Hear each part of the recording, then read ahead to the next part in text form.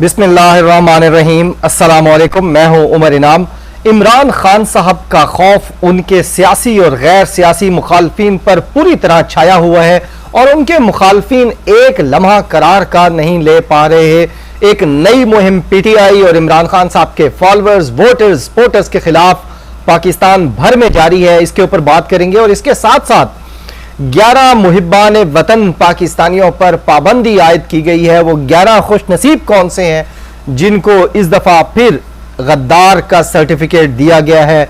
उन लोगों की तरफ से जो 76 साल से मुसलसल गद्दारी के सर्टिफिकेट्स पाकिस्तानियों के साथ बांट रहे हैं।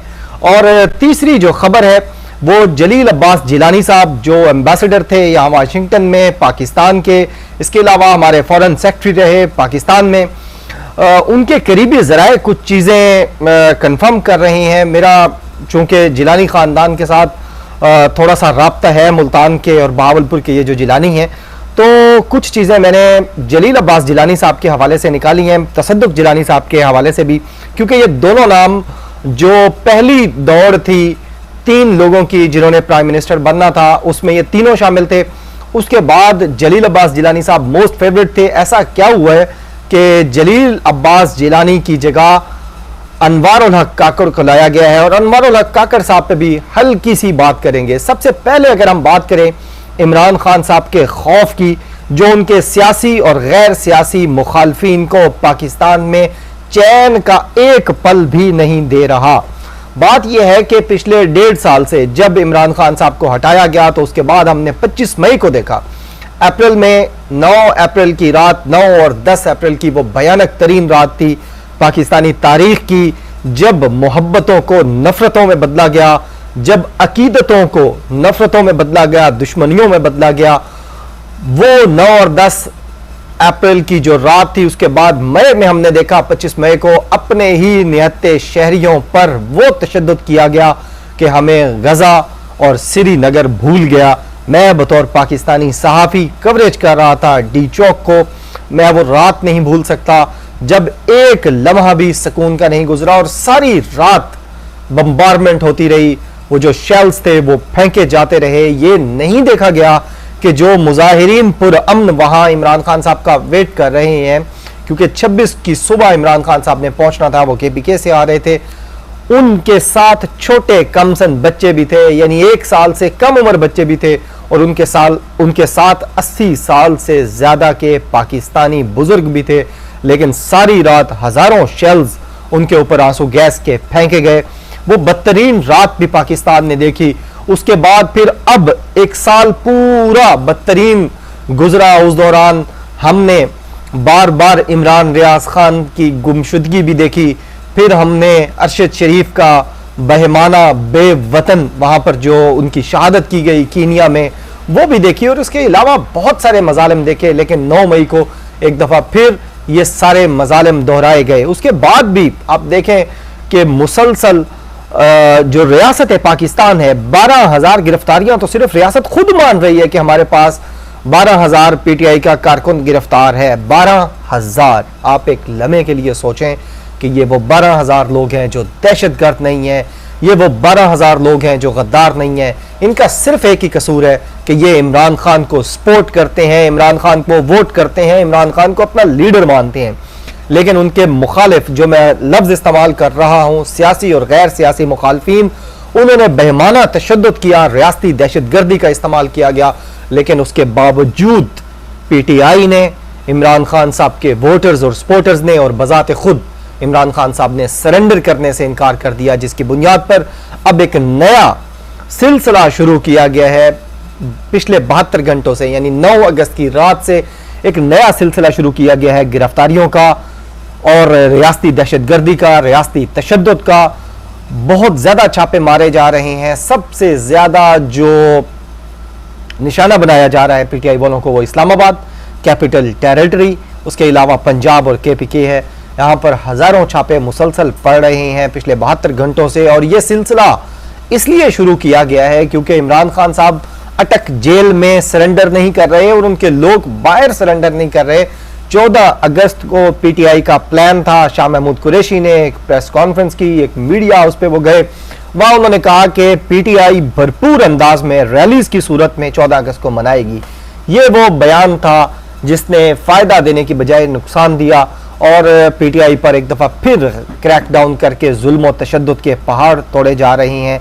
और वो खौफ है जो किसी सूरत भी उनकी तमाम तर सियासी मुखालफीन को सुकून नहीं लेने दे रहा। सब कुछ करके देख लिया, लोग कत्ल भी करके देख लिए, लोगों को अगवा करके भी देख लिया, लोगों की माओ बहनों को बेइज्जत करके भी देख लिया, उनके कारोबार तबाह करके देख लिए, उनके घर तबाह करके देख लिए, उनको गिरफ्तार करके जेलों में डाल के देख लिया।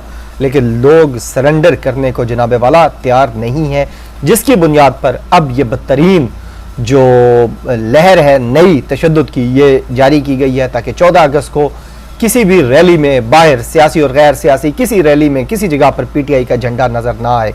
लेकिन मैं आपको 14 अगस्त से पहले आज ये प्रिडिक्ट कर दूं पाकिस्तान की पल्स, पाकिस्तान की नब्ज को देखते हुए कि आपको 14 अगस्त को पूरे पाकिस्तान में हर जगह पर रोड्स के ऊपर, लोगों की छतों की घरों के ऊपर, घरों की छतों के ऊपर आपको पीटीआई के झंडे नजर आएंगे, क्योंकि लोगों ने खौफ के बुत इमरान खान साहब के कहने पर बहुत अरसा पहले तोड़ दिए हैं।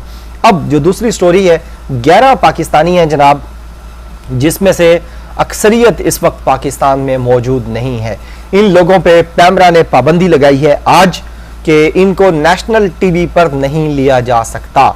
यानी किसी भी जो पाकिस्तान का न्यूज़ चैनल है, एक तो सरकारी चैनल है पीटीवी, इसके अलावा जो प्राइवेट चैनल्स हैं उसमें किसी जगह पर भी इन 11 पाकिस्तानियों को नहीं लिया जा सकता। ये 11 पाकिस्तानी कौन से हैं आप इनके नाम जानते हैं, लेकिन एक दफ़ा फिर मैं इनके नाम बतौर रिकॉर्ड अपनी वीडियो में लेना चाहूँगा। इसमें सबसे पहले मोहम्मद साबिर शाकिर साहब हैं, फिर मुईद हुसैन पीरजादा हैं, फिर वजाहत सईद खान हैं, आदिल फारूक राजा है, हैदर रजा मेहदी साहब हैं, शाहीन सहबाई साहब हैं, अली नवाज अवान है, फ़रोख हबीब चीता आईएसएफ का वो है, Murad Saeed ISF again, Hamad Azhar ISF. ये सारे वो लोग हैं जो आईएसएफ के लीडर थे, जिनको इमरान खान ने लीडर बनाया है, जो फेडरल कैबिनेट का हिस्सा थे। और इसके अलावा सैयद अकबर हुसैन, ये कर्नल रिटायर्ड हैं पाक फौज से। आदिल राजा साहब के प्रोग्राम में आपने इनको बार बार देखा होगा, तो बड़ी ज़बरदस्त कमेंट्री करते हैं, बड़ा ज़बरदस्त बोलते हैं हैदर मेहदी साहब की तरह। तो ये जनाब 11 पाकिस्तानी हैं जिनको एक दफ़ा फिर बैन किया गया है कि जनाब चूंकि ये एब्सकॉन्डर हैं, ये इश्तिहारी हैं, ये मफरूर हैं, तो ये हमारे टीवी पे बैठ के पॉलिटिकल ओपिनियन नहीं दे सकते, लेकिन नवाज शरीफ दे सकते हैं। तो ये है वो नफरत, ये है वो गलतियां जो हमारी एस्टैब्लिशमेंट मुसलसल करके अपनी 3 नस्लों को सिर्फ 1.5 साल में अपना दुश्मन बना चुकी है कि ये सारे एब्सकॉन्डर हैं। ये टीवी पे फरूख हबीब जैसा नौजवान नहीं आ सकता, मुराद सईद और हमाद अजहर नहीं आ सकता, लेकिन मियां मोहम्मद नवाज शरीफ पूरा खिताब कर सकता है। और वो पूरा खिताब रावलपिंडी की इंस्ट्रक्शन पर इस्लामाबाद में मौजूद तमाम चैनल्स दिखाएंगे। ये है जनाबे वाला वो अलमिया जो नफरतों को जन्म दे रहा है, जिसको रीविजिट करने की ज़रूरत है। अब आखिर में आते हैं जलील अब्बास जिलानी और तसद्दुक जिलानी साहब की तरफ। उनकी फैमिली के साथ मेरा पुराना रिश्ता है, मुझे जानते हैं उनकी फैमिली, मैं उनको जानता हूँ। जलील अब्बास जिलानी साहब फेवरेट थे। जलील अब्बास जिलानी साहब 100% कन्फर्म हो चुके थे। पीपल्स पार्टी ने इनका नाम फ्लोट किया था। नून लीग शुरू में मान नहीं रही थी, क्योंकि जब नून लीग की हुकूमत थी तो ये जलील अब्बास जिलानी साहब यहाँ वाशिंगटन में एम्बेसडर थे। उस वक्त शरीफ खानदान यहाँ आया तो उनकी ख्वाहिश थी कि उनको प्रेसिडेंट ऑफ यूनाइटेड स्टेट्स से मिलवाया जाए। जलील अब्बास जिलानी साहब वो मुलाकात जानबूझ के ना करवा सके, उसकी कुछ मजबूरियाँ थीं जिसकी बुनियाद पर शरीफ खानदान ने मुखालफत की, लेकिन जलील अब्बास जिलानी ये मुकाबला जीत चुके थे। लेकिन फिर एक मुलाकात हुई और उस मुलाकात में उनको कुछ चीज़ें सामने रखी गई और उनको कहा गया कि आपको ये चीज़ें करनी पड़ेंगी। वो चीज़ें किसी भी गैरतमंद इंसान को, पढ़े लिखे इंसान को अगर कही जाएं तो मेरा नहीं ख्याल कोई भी माने। आप समझ सकते हैं वो क्या चीज़ें होंगी और किस मुलाकात की तरफ मैं इशारा कर रहा हूँ, जिन्होंने जलील अब्बास जिलानी को मनाने की कोशिश की कि आपके हम साथ हैं, आपके पीछे हैं, किसी किस्म की घबराने की ज़रूरत नहीं है। चूँकि यहाँ अमेरिका से भी जो आशीर्वाद है वो जलील अब्बास जिलानी के साथ थी, क्योंकि यहाँ पे वो एम्बेसडर हैं, उनका अच्छा PR है वाशिंगटन के अंदर। लेकिन जलील अब्बास जिलानी साहब ने कहा कि जो ख्वाहिशात और जो मुतालबात की लिस्ट आप मुझे दिखा रहे हैं, मैं बतौर शहरी और बतौर इंसान और बतौर एक सैयदजादा ये चीज़ें नहीं कर सकूँगा, लिहाजा मेरी तरफ से माजरत है।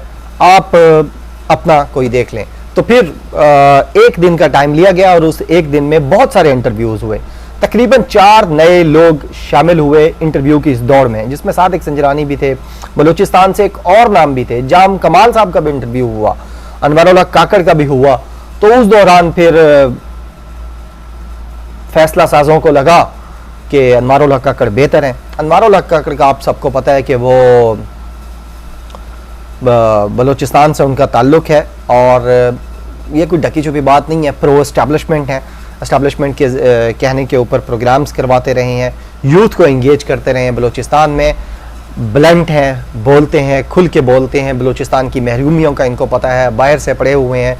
बतौर एक जर्नलिस्ट मेरा कई दफ़ा उनके साथ मुलाकात हुई, हम बैठे, गुफ्तगू की। मैंने उनको देखा कि जब वो उस वक्त जब गुफ्तगू होती थी तो उस वक्त तो पाकिस्तान का बहुत ज़्यादा गम उनके दिल में नज़र आता था, यूथ की फ़िक्र उनके दिल में नज़र आती थी। लेकिन अब जब वो केयर टेकर प्राइम मिनिस्टर का हलफ उठा लेंगे तो उसके बाद आया वो आपके साथ और मेरे साथ बतौर शहरी मुखलिस होते हैं या अपने लाने वालों के साथ मुखलिस होते हैं। तो ये वो परेशान कुन ख़बर है जलील अब्बास जिलानी साहब के हवाले से कि जो ख्वाहिशात थी, जिसको जलील अब्बास जिलानी ने ठुकराया, तसद्दुक़ जिलानी ने पहले ठुकराया, उसको माना है अनवर उल हक काकड़ साहब ने।